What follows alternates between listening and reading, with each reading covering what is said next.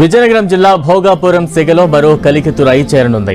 పోలిపల్లి సమీపంలో 1,08,000 కోట్ల పెట్టుబడితో రిలయన్స్ ఇండస్ట్రీస్ ఏఐ డేటా సెంటర్ను ఏర్పాటు చేయనుంది. ఇందుకోసం 19,000 కోట్ల వరకు రాయితీలను ప్రభుత్వం ప్రకటించింది.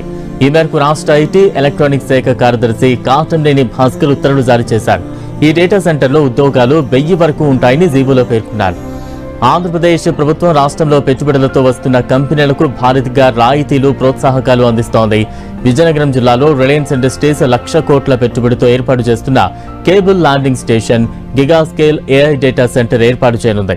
విజయనగరం జిల్లాలో రిలయన్స్ డేటా సెంటర్ కోసం 854 ఎకరాలను 25% తగ్గింపుతో ఇచ్చింది ప్రభుత్వం.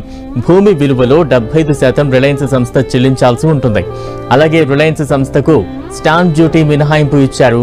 యంత్రాలు, పరికరాలకు సంబంధించిన ఖర్చులో 6% పెట్టుబడి రాయితీ ఇచ్చారు. అలాగే స్టేట్ జీఎస్టీ మినహాయింపు ఇచ్చారు. నీటి టారిఫ్లో 15% రాయితీ ఇచ్చారు. విద్యుత్పై సరఫరాపై రాయితీ ప్రకటించారు. 15 ఏళ్ల పాటు యూనిట్కు రూపాయి చొప్పున 3,000 కోట్లు రాయితీ ప్రకటించారు. ఇలా మొత్తం 19,000 కోట్ల రూపాయల వరకు రిలయన్స్ సంస్థకు ప్రోత్సాహకాలు అందించారు.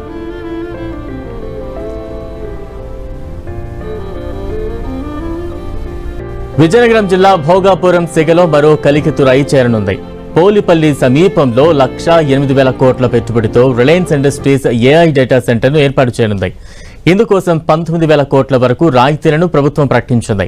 ఈ మేరకు రాష్ట్ర ఐటీ ఎలక్ట్రానిక్స్ శాఖ కార్యదర్శి కాటంనేని భాస్కర్ ఉత్తర్వులు జారీ చేశారు.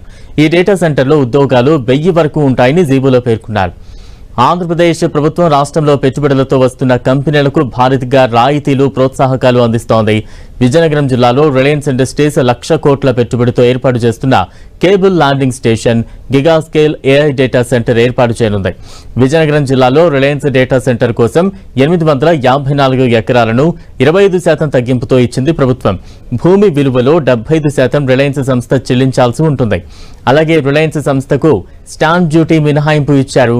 యంత్రాలు, పరికరాలకు సంబంధించిన ఖర్చులో 6% పెట్టుబడి రాయితీ ఇచ్చారు. అలాగే స్టేట్ జీఎస్టీ మినహాయింపు ఇచ్చారు.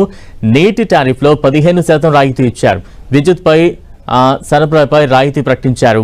15 ఏళ్ల పాటు యూనిట్కు రూపాయి చొప్పున 3,000 కోట్లు రాయితీ ప్రకటించారు. ఇలా మొత్తం 19,000 కోట్ల రూపాయల వరకు రిలయన్స్ సంస్థకు ప్రోత్సాహకాలు అందించారు.